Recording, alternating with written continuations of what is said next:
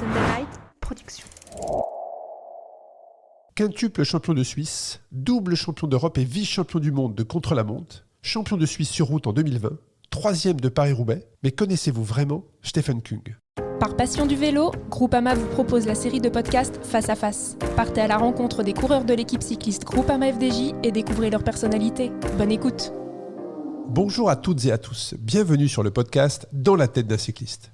Après un premier Face à Face la semaine dernière avec Thibaut Pinot, nous vous retrouvons aujourd'hui pour un deuxième épisode de cette série proposée par Groupama dans lequel nous allons découvrir la personnalité de Stefan Küng. Sans plus attendre, je vous laisse découvrir l'échange mené par Patrick Chassé qui est parti à la rencontre du coureur suisse de l'équipe cycliste Groupama FDJ et on se retrouve tout de suite après pour le débriefing. C'est parti.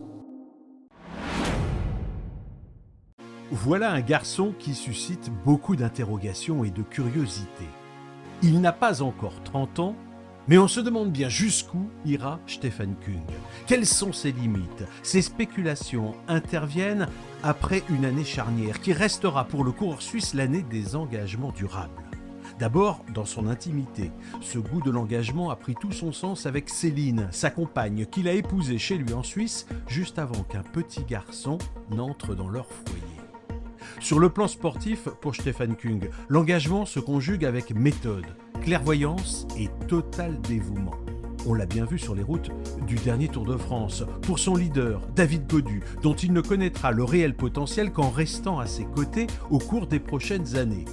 Ça tombe bien, car dans cette histoire commune avec l'équipe Groupama FDJ, là aussi, le coureur suisse a pu renouveler son engagement sur le long terme.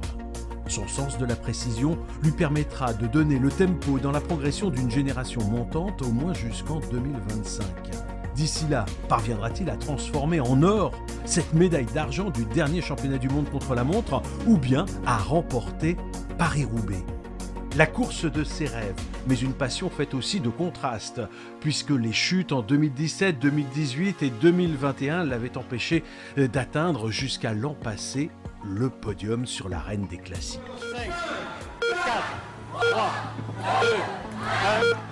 2, 1. La cérémonie protocolaire de la 119e édition de Paris-Roubaix, mesdames et messieurs. On va accueillir tout de suite à la place de troisième représentant la Suisse. Pour la formation Groupama FDJ, Stefan Küng.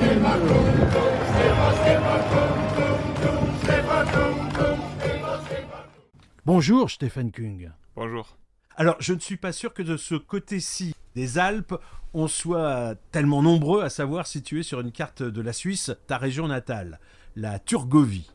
Bon, à contrario, la France du vélo, elle n'a pas mis longtemps à faire une place dans son cœur pour l'énergumène que tu es. Ton regard clair et franc, tout comme tes propos tenus dans une langue française maîtrisée, aux phrasés bien ajustés. Un cœur parfois meurtri en ce qui concerne tes supporters. Quand tu as notamment échoué de si peu, l'an passé, 3 petites secondes et l'espoir d'un titre mondial en contre-la-montre qui s'évanouissait. Mais remettons les choses à leur juste valeur, c'était quand même ta meilleure saison. Alors quel regard portes-tu sur cette période écoulée ? En gros, c'est une très très belle saison de ma part. C'est, je dirais, la meilleure saison de ma carrière à temps. Parce que j'étais sur un niveau très très élevé tout le long de la saison et très constant.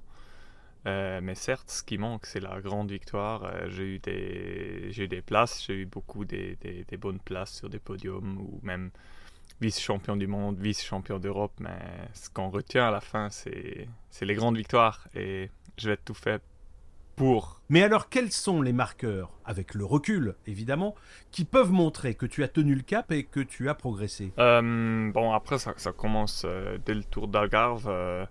Et donc, c'était un bon lancement de la saison. Et après, sur les classiques, j'étais présent tout le temps. Certes, sur des courses qui me conviennent bien, comme le Tour de Flandre, le E3 ou Paris-Roubaix. Mais par exemple, le podium à Paris-Roubaix, ça m'a montré que tu es capable de gagner cette course. Et pas par chance, d'aller dans l'échappée, mais vraiment à la jambe, comme on dit. Auparavant, tu n'en étais pas sûr ? Si, mais quand même, il faut... Pour gagner ces courses-là, j'étais coéquipier de Greg Van Avermaet dans le passé. Il m'a dit, écoute, y a des coureurs, certes, ils arrivent et la deuxième fois qu'ils font la course, ils la gagnent. Mais il y a d'autres coureurs, pour arriver à en gagner une grande, il faut être dans le final à plusieurs reprises. Il faut être dans le final, de courir dans le final de ces courses pour comprendre comment faire, pour avoir de l'expérience pour un jour y arriver. Et pour moi, c'était surtout ça. J'étais dans le final à chaque fois sur des classiques et j'ai beaucoup appris. Et je suis sûr, quand je suis dans des situations comme ça, encore une fois, tu as beaucoup plus d'expérience, de recul. C'est pas des choses que tu découvres. Moi, je me dis, si on veut avoir de la chance, il faut aussi un peu forcer la chance. À t'entendre, tu fais quand même preuve de beaucoup d'humilité par rapport à ces courses où, certes, il y a beaucoup d'aléas par rapport à l'expérience nécessaire. Tu citais Greg Van Avermaet, alors que dans l'exercice du contre-la-montre, l'impression que l'on a, c'est que dans ce domaine, là, oui, vraiment, tu maîtrises tout. Oui, certes, en chrono, je connais exactement mes capacités et je sais si le jour J, je suis prêt, tout va bien, je vais faire un résultat. Je vais finir par gagner ou terminer sur le podium, quoi que ce soit. Et ça, c'est presque une certitude pour moi. Parce que les facteurs de hasard sont beaucoup moins nombreux que sur des courses comme des classiques. Par exemple, sur les classiques, c'est des courses sur 260 km. C'est la bataille pour les positions. Tu peux avoir une crevaison, quoi que ce soit. Et dans un chrono, c'est plus facile à limiter ces facteurs que t'es pas... les facteurs que tu maîtrises pas. Il existe un autre registre que tu as voulu explorer. Et là, on a bien senti que tu étais quand même un peu dans l'inconnu. Tu vois à quelle course je fais référence? Ouais, je crois que c'est le classement général au Tour de Suisse, c'est les longues arrivées au sommet. Et là, vraiment, c'était ça mon discours avec l'équipe. Ils me disent, ouais, Stéphane, c'est quoi tes plans et tout? Parce que, de mon avis, ok, je suis encore dans le classement général. Il reste 2 étapes de montagne et puis le chrono. Puis j'ai dit, écoutez les gars, j'ai dit à mes coéquipiers, je sais pas. Je sais pas si je serais capable de m'accrocher ou pas. Je dis, je l'ai jamais fait, c'est la première fois. Mais je dis, je vais essayer et je vais essayer de me battre le plus longtemps possible. Dans le peloton, on sait qui est qui, on sait qui peut et qui ne peut pas rouler très très vite et il fait partie de ceux qui peuvent. Donc c'est une petite caste. Ils se reconnaissent entre eux et dans le peloton, il y a quand même une hiérarchie qui existe et qui s'installe. Stéphane fait partie du gratin. Il va rester champion d'Europe, sûrement. Oui, ça joue à quelques secondes à l'avantage du Suisse, c'est fait. Quelle finale! Stefan Kung termine 7 secondes plus vite que Filippo Ganna, c'est-à-dire qu'il lui a repris 10 secondes dans la partie finale. Incroyable performance du Suisse. Ta langue maternelle, c'est l'allemand. Mais tu parles anglais, j'imagine. Ouais. Tu parles couramment italien aussi. Et comment tu en es venu à apprendre le français d'ailleurs? En Suisse, tu apprends déjà les bases à l'école. Après, j'étais en équipe suisse junior et ils m'ont mis dans une chambre. Et mon compagnon de chambre, c'était Terry Scheer, c'était un roman. Et moi, je parlais pas bien français, lui, il parlait pas du tout allemand. Donc, il fallait qu'un des deux fasse l'effort avant d'intégrer l'équipe développement au BMC. J'avais 4-5 mois et puis là je suis parti en Nouvelle-Calédonie, j'ai fait le tour de Nouvelle-Calédonie, j'ai vécu là-bas pendant 3 mois. J'ai rencontré mon entraîneur Laurent Gannet qui m'a entraîné jusqu'à ce que je suis passé professionnel et donc le français s'est intégré dans ma vie tout seul, si on veut dire, et en fait je l'ai utilisé tout le temps. Et après j'ai passé 4 ans chez BMC dans l'équipe World Tour et après quand c'était le moment pour regarder un peu ailleurs, j'ai dit pour moi les équipes françaises, il n'y a pas de problème parce que je parle la langue couramment et je crois aussi de comprendre un peu la culture française, donc je vois pas pourquoi ça me poserait un problème. Et puis là c'est ma 5e année ici. Donc, Tu es de quelle origine sociale? Raconte-nous un peu. Tu as grandi à la ville, à la campagne? J'ai grandi dans un village avec à peu près 2000 habitants, mais à côté d'une ville. En Suisse, on considère une ville aussi avec 20 000 habitants. C'est une ville, c'est un peu un centre régional. Et puis, voilà, j'aimais bien faire du sport, n'importe quel sport. J'ai joué au tennis, au volley, au hockey sur glace, j'ai fait du ski alpin, ski de fond. En fait, j'ai tout essayé et dont aussi le vélo. Et puis, j'ai beaucoup aimé le vélo. Et normalement, c'est souvent un peu... Un cycliste, il commence parce que son père aime le vélo ou son frère fait du vélo ou quoi que ce soit. Mais dans ma famille, il n'y avait pas vraiment une connexion avec le vélo du tout. Mais j'ai bien aimé de faire ça. Mon père, il a bien aimé de m'amener sur les courses et j'étais assez doué. Mais oui, j'avais pas le matériel de ouf. J'étais pas... Déjà, c'était la faute du matériel. Non, justement, parce que mon entraîneur, à l'époque, il m'a toujours dit, un jour, quand tu vas intégrer une équipe élite ou quand tu vas intégrer une équipe professionnelle, là, tu auras du matériel. Et si tu n'es pas capable d'y arriver avec peut-être du matériel moyen à la fois, ça vaut pas la peine. Donc, ça veut dire c'est avec le talent que tu as, tu peux aussi arriver avec sans vraiment déjà fait tous les réglages au millimètre chez les jeunes. Et c'était ça aussi dans mon entraînement. J'aimais bien faire du vélo, aller découvrir la nature, le pays sur mon vélo. Pour moi, c'est ça, faire du vélo. Et à cause de ça, j'ai toujours aimé la route, même que je suis passé par la piste aussi pendant un moment. Mais mon vrai amour, ça reste la route parce que, certes, il y a toutes les compétitions, mais pour moi, faire du vélo, de s'entraîner, quand tu as une sortie de 7 heures et tu sais, tu vas pouvoir faire une boucle de plus de 200 km et en Suisse, il y a beaucoup, beaucoup de routes et donc tu peux découvrir des nouvelles routes et tout ça. Pour moi, ça reste un plaisir jusqu'à maintenant. Et tu penses qu'après tout ça, une fois terminée ta carrière, tu auras encore à nouveau envie d'enfourcher ton vélo ? Ou tu le laisseras au garage parce que c'est bon, quoi. Ah non, je ne pourrais pas faire sans. Parce que pour moi, c'est pas... Certes, c'est un métier, mais pour moi, je ne considère pas faire du vélo. Ah, c'est mon métier, je dois le faire, par exemple, à cette période-là. Quand je suis rentré, on était aux États-Unis avec ma femme et Noé pendant 4 semaines. J'avais hâte de retrouver mon vélo. Pas pour...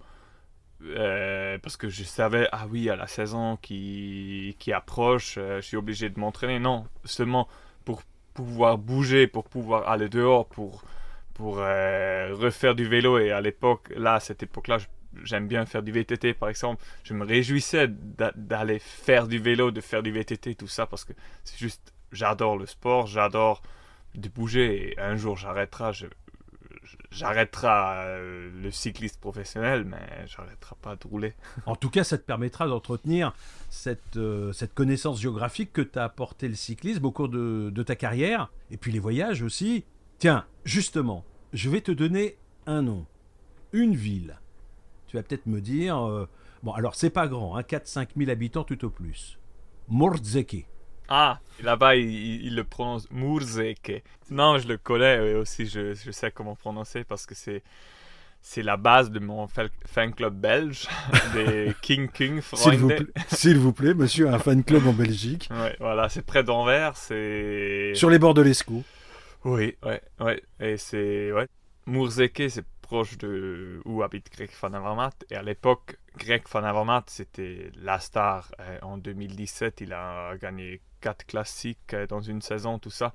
Et tout le monde était fan de lui. Et eux, ils se sont dit, nous, on va être fans de quelqu'un d'autre. Et à l'époque, j'étais coéquipier de Greg et ils aimaient bien ma façon de courir. Ils disaient, c'est un coureur qui court avec le cœur, qui donne tout, qui se passe jusqu'au bout. Nous, on va être fans de Stefan Küng. Et donc, ils ont commencé le fan club comme ça. Et puis voilà. Moi aussi, comme eux, ils ont grandi. Moi, j'ai aussi continué à m'améliorer. Et maintenant, ils ont, je sais pas, 150, 200 membres. Alors là-bas, ils ont, comment dire, les géants que l'on exhibe lors des fêtes populaires. Eh bien, ils ont fait un géant à ton effigie. Ils ont tout. En fait, ils ont leur brasserie locale et c'est marqué quand tu rentres supporters local von Stefan Küng. Et puis il y a une vitrine avec je leur ai donné des trophées, des dossards, des maillots Et puis c'est marqué ici, résident les fans de Stefan Küng, les King Küng Freunde. Et puis ils ont des réunions tous les semaines, tous les mois. Ils ont tout. Ils ont des t-shirts, des écharpes. C'est un vrai fan club. Et aussi, comme vous l'avez dit, là-haut, c'est la tradition des géants du Nord ou des géants. Et donc ils ont construit un géant, où ils ont fait un géant de 4 mètres de hauteur. Quand même. Qui devrait me ressembler.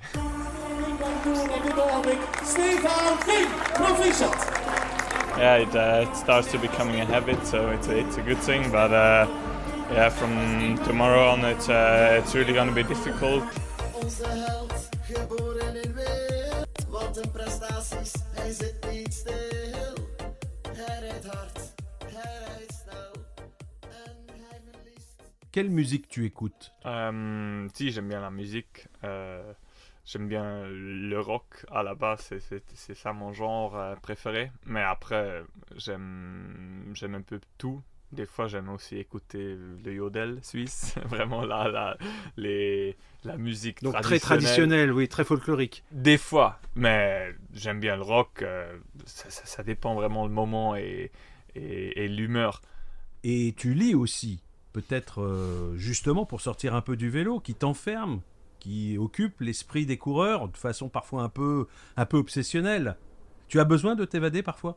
Oui, surtout sur les courses ou les stages, parce que c'est pas seulement les 5 heures pendant la course que c'est vraiment le cyclisme dans le focus. C'est dès que tu te lèves, tu es à table avec tes coéquipiers, ça parle vélo, tu as le briefing avant la course. Et des fois, c'est pas facile le soir quand tu rentres dans la chambre de dire bon, là, je switch et je pense plus au vélo, je vais m'endormir directement. C'est bien aussi de pouvoir sortir un peu de cette bulle, de ce monde du vélo et aller ailleurs. Et pour moi, ça fonctionne le mieux à travers d'un livre, d'une histoire dont je peux plonger dedans et me laisser aller. Une histoire? Des romans plutôt ou... Oui, là, pareil, ça dépend vraiment du moment. J'aime bien, par exemple, sur les courses par étapes, je préfère les romans parce que, oui, c'est... Là aussi, c'est des étapes. Ça fonctionne par étapes aussi, un roman. T'as pas trop à réfléchir, tu plonges dedans, tu te laisses aller. Mais quand je suis à la maison ou des fois en stage, j'aime bien des biographies, des personnes intéressantes ou des livres avec un contexte historique ou un contexte scientifique. Ça dépend vraiment le moment et le livre. Quand je vais à la librairie ou au magasin pour trouver un livre, c'est aussi au moment où je choisis le livre. C'est pas quand j'y vais, par exemple, tous les jours pendant la semaine, je vais pas tous les jours prendre le même livre. Ça dépend dans quelle humeur tu es, qu'est-ce que tu es venu à travers, qui t'intéresse. Et c'est comme ça que je choisis le livre. Tu as l'air d'avoir un caractère très structuré. Bon, de toute évidence, sur le vélo, on considère que tu as une bonne vision de la course. Dans le groupe, lors du briefing par exemple, tu n'hésites pas à prendre la parole, ta voix porte, elle fait autorité, et on se dit d'ailleurs que tu pourrais très bien devenir un jour directeur sportif. Mais qu'est-ce que tu feras d'ailleurs plus tard? Maintenant, pas directeur sportif, non. Franchement, je ne le sais pas encore. Je pense que j'ai encore quelques belles années devant moi en étant coureur. Et après, je dis à ma femme, c'est elle qui décidera. C'est elle qui décidera où va son chemin professionnel, par exemple. Peut-être que je serai homme de maison qui m'occupe des enfants et de la maison. Moi, je regarde vraiment... C'est dans le moment où il se présentera des possibilités, des options. Et là, en ce moment-là, j'y pense pas encore. Donc, c'est pas encore le moment d'y penser. Parce que, voilà, je suis trop coureur encore de m'imaginer de faire ça ou faire ci, ou ça dépend. Hein. Qu'est-ce qu'on peut imaginer aujourd'hui pour Stefan Küng? Là, je parle plutôt sur le plan personnel. Moi, franchement, j'ai déjà tout. Je pourrais rien souhaiter de mieux. J'ai une femme extraordinaire, un fils sain et qui grandit et je fais du vélo, c'est mon métier, mais en même temps, c'est ce que j'aime le plus. Donc, qu'est-ce que je peux encore souhaiter? J'ai tout. Et après, les succès, les courses que tu veux gagner, ça c'est du bonus. Je suis quand même assez... Ouais, je suis bien. Eh bien, on te souhaite qu'il en soit longtemps ainsi. Puis on espère que Noé parlera aussi un petit peu français. Merci beaucoup, Stephen Kung, de nous avoir accordé tout ce temps. Merci et bonne suite. Avec plaisir, à la prochaine.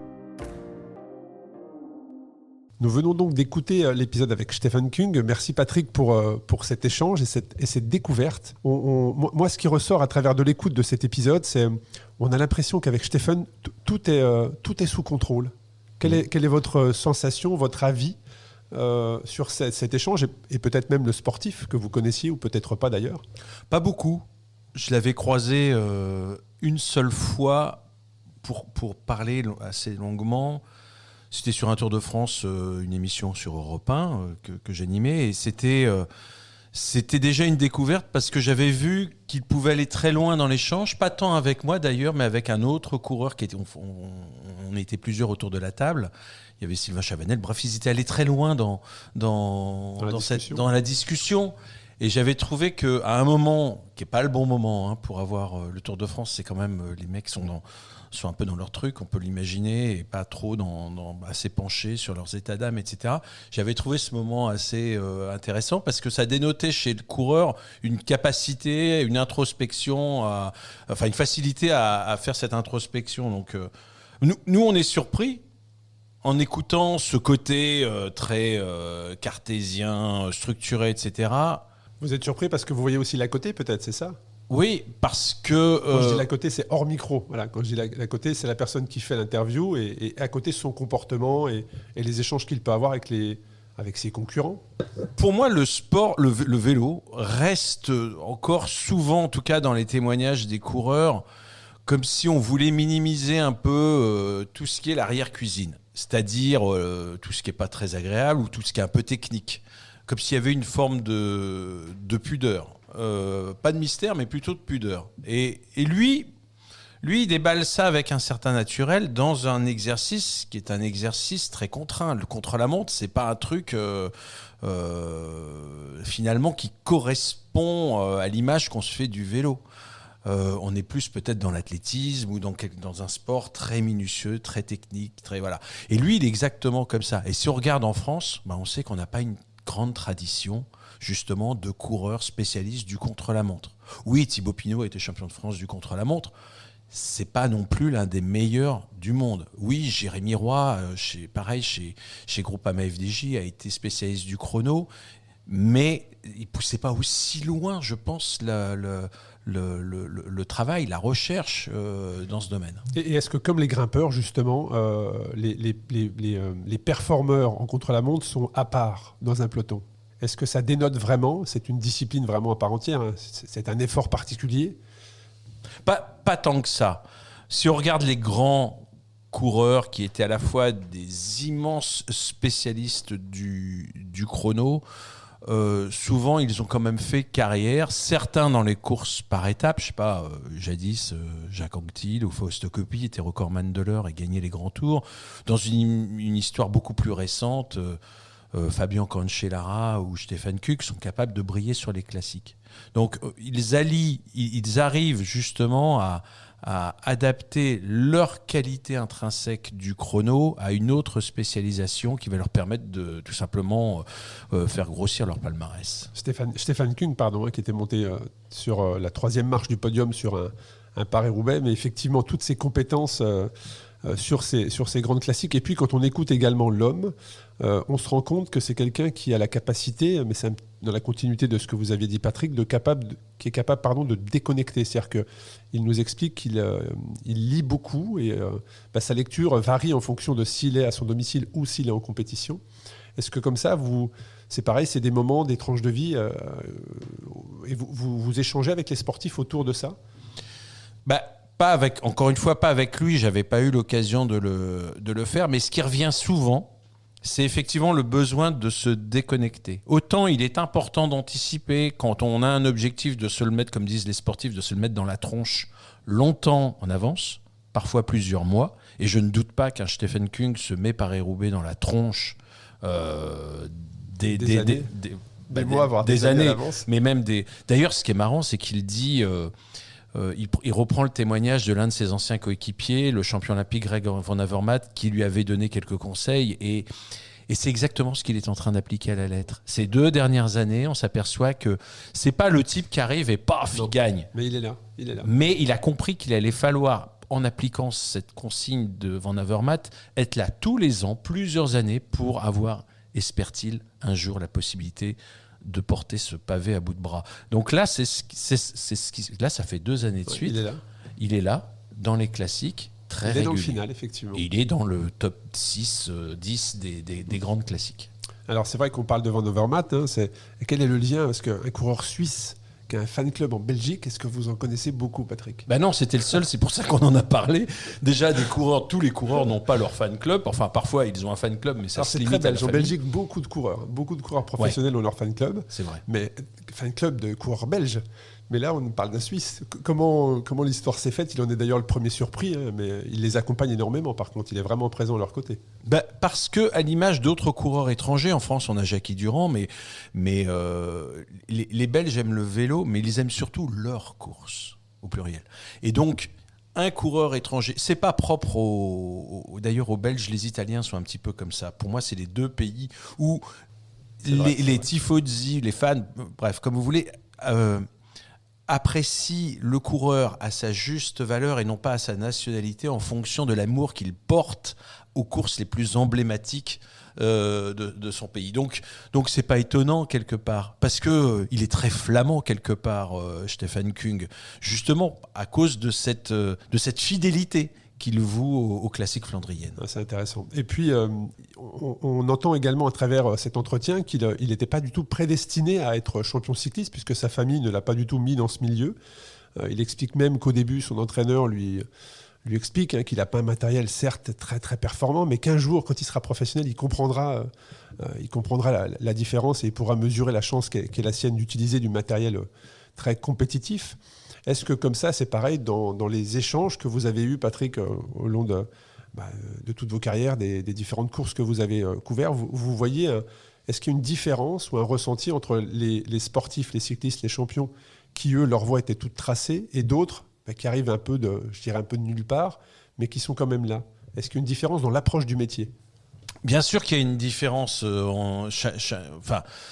Chacun a sa trajectoire et certains, par atavisme, vont simplement reproduire ce que en famille ils ont appris. Là, on aura aussi des exemples. On aura des exemples, mais d'autres vont plutôt appliquer leur éducation. Et je pense, alors on n'est pas allé aussi loin avec Stefan Küng, mais on le ressent quand même très fort, que ce côté méthodique, organisé, planifié, structuré, est en fait le reflet de l'éducation qu'il a reçue.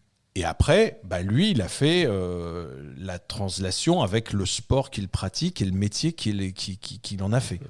Et puis c'est vrai, on parlait de Stefan Küng, très, très structuré, qui était capable en tout cas de prendre de la hauteur sur sa vie en général. Il exprime à la fin de l'épisode qu'il est très très heureux comme il l'est. Il utilise même l'expression au final, gagner n'est quelque part que la cerise sur le gâteau, comme s'il arrivait à mettre en perspective un petit peu sa vie professionnelle, sa vie de sportif, de champion, sa vie familiale. Alors oui, et même dans la démarche purement, strictement sportive, là encore, on sent ce processus où tout n'est que progression, où le sens, il est davantage dans la progression que dans la finalité. Et ça, c'est une belle leçon de vie, parce qu'on passe notre temps à... je sais pas, moi, je vais faire une sortie de dimanche, on va me dire, t'as fait combien de kilomètres? Ah, t'as fait que ça? Ah, t'as fait... Mais non, mais l'important, c'est pas ça. L'important, c'est de savoir d'où on part et où on arrive. Et c'est quand même génial qu'un champion soit capable justement lui aussi de raisonner de cette façon-là par rapport à lui. Après, c'est aussi le spécialiste de l'effort solitaire, c'est-à-dire que sans faire preuve d'ailleurs d'un ego surdimensionné, il est quand même parmi les coureurs celui qui est peut-être le plus tourné sur sa performance. Et puis, on arrive sur la fin de cet épisode, et je vous ai déjà posé les questions dans l'épisode précédent, et je vous la reposerai dans les épisodes à venir, mais pas quel avis, mais quel mot vous pourriez poser sur sur l'échange que vous avez eu, la carrière, le champion de Stephen Kung? Finalement, un mot c'est compliqué, mais profondément humain, ce qui ne m'apparaissait pas forcément au départ d'un type aussi structuré, méthodique, etc. Et c'est vrai qu'on évoquait tout à l'heure les fans. D'un seul coup, dans cet épisode, il y a une bascule. Et l'humanité de Stephen Kung apparaît comme ça au grand jour, parce qu'on voit bien qu'il est quelque part admiratif de l'intérêt que les fans lui portent. Un grand merci Patrick, et puis à très bientôt pour un nouvel épisode. Merci. Par passion du vélo, Groupama vous a présenté la capsule Face à Face. Groupama, acteur majeur du cyclisme, accompagne l'ensemble des pratiquants, des professionnels aux amateurs, en passant par tous les cyclistes du quotidien. Retrouvez nos engagements vélo sur nos réseaux sociaux et sur groupama.fr.